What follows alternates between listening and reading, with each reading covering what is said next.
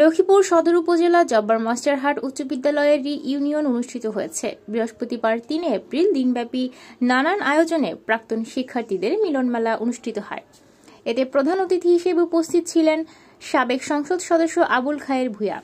Reunion বাস্তবায়ন কমিটির আহ্বায়ক আমিরুল জামিন ফয়সালের সভাপতিত্বে ও সদস্য সচিব আকবর হোসেনের সঞ্চালনায় অনুষ্ঠানের উদ্বোধন করেন সমাজসেবক গাজী মনির আহমেদ। বিশেষ অতিথি ছিলেন সিলেট সিটি কর্পোরেশনের চিফ ইঞ্জিনিয়ার নূর আজিজুর রহমান, সমাজসেবক মোখলেসুর রহমান, সদর পশ্চিম উপজেলা বিএনপির সিনিয়র যুগ্ম আহ্বায়ক রাব্বি এলাহি জহির, জে.এম. হাট উচ্চ বিদ্যালয়ের প্রধান শিক্ষক মাহবুবুল আলম, শাকচর ইউনিয়ন পরিষদের চেয়ারম্যান মাহফুজুর রহমান, সমাজসেবক ফখরুল ইসলাম স্বপন প্রমুখ। আয়োজকরা জানায় ১৯৯১ সালে বিদ্যালয় প্রতিষ্ঠিত হয়েছে। রি-ইউনিয়নে ৬৩০ জন প্রাক্তন শিক্ষার্থী রেজিস্ট্রেশন করেছে। প্রায় ৩০ বছর পর প্রথম রি-ইউনিয়ন অনুষ্ঠিত হয়েছে এই বিদ্যালয়ে। বিগত দিনে আওয়ামী লীগ সরকার বাংলাদেশের ছাত্রছাত্রীদের ভবিষ্যৎ নষ্ট করে দেওয়ার একটি পরিকল্পনা করেছিল। কারণ আপনারা জানেন যে সিলেবাসগুলো তৈরি করা হয়েছে, ওই সিলেবাসের মাধ্যমে আগামী দিনে বাংলাদেশের মেধাবী এবং কৃতি সন্তানদেরকে মাথা নষ্ট করার একটা ব্যবস্থা করা হয়েছিল।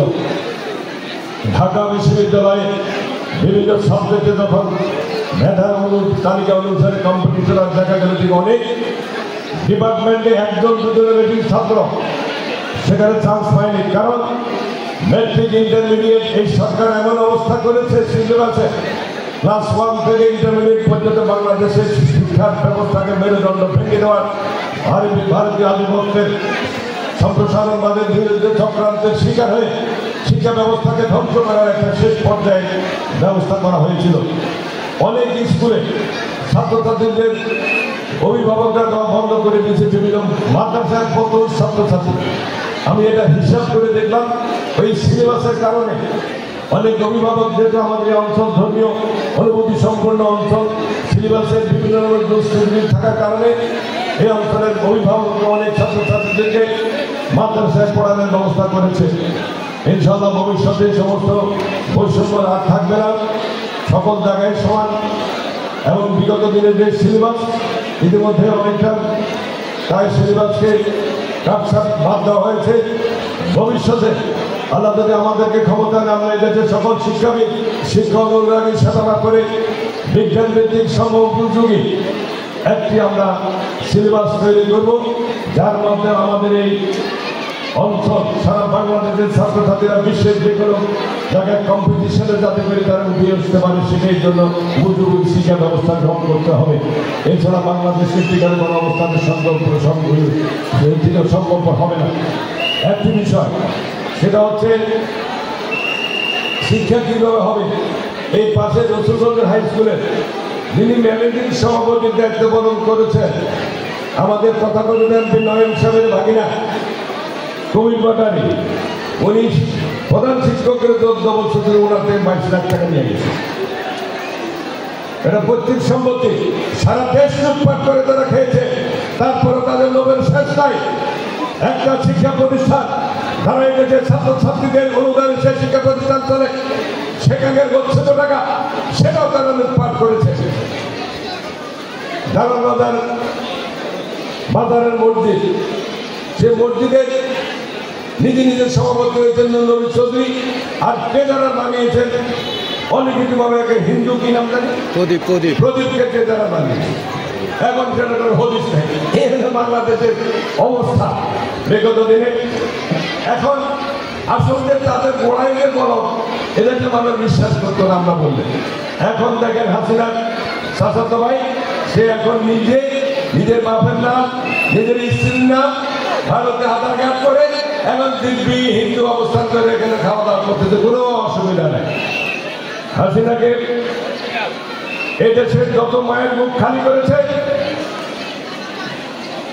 যত অত্যাচার নির্যাতন করা হয়েছে, ৬২ লক্ষ বিএনপি নেতা কর্মীর বিরুদ্ধে মিথ্যা মামলা মোকদ্দমা দিয়ে দীর্ঘদিন কারাগারে রাখা রয়েছে। গত রমজানে আমাকে লক্ষ্মীপুরে জেলে পাঠানো হয়েছে। প্রথম রমজান আল্লাহ বিল্লাহ করবো, আইসি ফেল দিয়ে যাবো, ঢুকি যাইছে ফেলে দিত। এই হলো হাসিনার নমুনা। এখন আওয়ামী লীগ হাসিনা এবং হাসিনা বোন এবং তাদের সন্তানরা বাংলাদেশ থেকে 28,000 কোটি টাকা পাচার করেছে। একটা পরিবার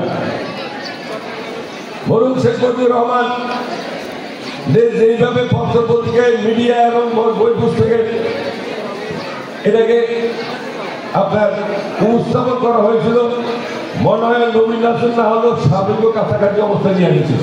তারা কিছু পত্র পত্রিকা মিডিয়া বই পুস্তকের মধ্যে এমনভাবে করা হয়েছে। যারা লেখাপড়া জানেন, রাজনীতির সাথে সংযুক্ত আছেন, 1954 সালে বাংলাদেশে তৎকালীন পাকিস্তানের যুক্তফ্রন্টের সরকার হয়েছিল। সেই যুক্তফ্রন্টের সরকারে মরুন শেখ মুজিবুর রহমানকে সেখানে দায়িত্ব পাইছেন উনি মন্ত্রিসভায়। উনি দুর্নীতি দমন কমিশনের মন্ত্রী ছিলেন। উনি দুর্নীতি দমন কমিশন মন্ত্রী থাকাকালীন সময় নিজের দুর্নীতির কারণে তাকে মন্ত্রিসভা থেকে বহিষ্কার করা হয়েছিল। এবং এই সমস্ত ইতিহাস মানুষ জানে না। আমি এই বক্তৃতা দেওয়ার পর আমার বিরুদ্ধে আমি টকশোতে গেছিলাম, বক্তৃতা দেওয়ার পর আমি নিয়েছিলাম এটাকে আর্মিটা নিয়ে ডিজিএফ এনেছাই এই করতে স্যার কি কথা একটা বললেন, আপনার কি দিচ্ছেন আমাদেরকে সবাই বলছিল আপনার ধরার জন্য। আমি কি ধরো আর ইতিহাস দেখো, আমি হাসান আমি থাকতে বানাই করি বাংলাদেশের ইতিহাস আছে, তুমি যে কোনো ইতিহাস দেখো, এটাকে আমি গাড়ি টানতে পাঠিয়ে গেছি। তারপর আমাকে গ্রেফতারের চেষ্টা করা হয়েছিল। আমি অ্যাডভান্স এই মামলাটাতে আমাকে গ্রেফতার না করা হয়, আমি হাইকোর্ট থেকে বেরিয়ে গিয়েছিলাম। এটা একটা নজিরবিহীন ঘটনা। এই অবস্থা থেকে বাংলাদেশের মানুষ আজকে মুক্তি পেয়েছে। কিন্তু প্রিয় ছাত্রছাত্রী ভাই বোনেরা, বাংলাদেশে কোনো লোক লক্ষ্মীপুর অঞ্চলে চাকরি পাইত না সরকারি, কারণ এটা বিএনপি অধ্যুষিত এলাকা।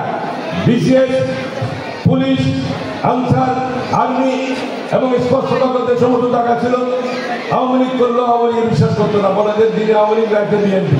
এই অবস্থা অনেকের চাকরি হয়নি, প্রমোশন হয়নি। এখন আমাদের সেই জায়গা পূরণ করতে হবে। আমি এখানে বলে দিতে চাই আমার ছাত্রছাত্রী ভাই বোনেরা যারা আজকে উপস্থিত আছেন এবং যারা কলেজ পড়ে, আমি সকলকে একটা অনুরোধ করবো, মেধা বিকাশের বিকল্প কোনো কিছুই নেই।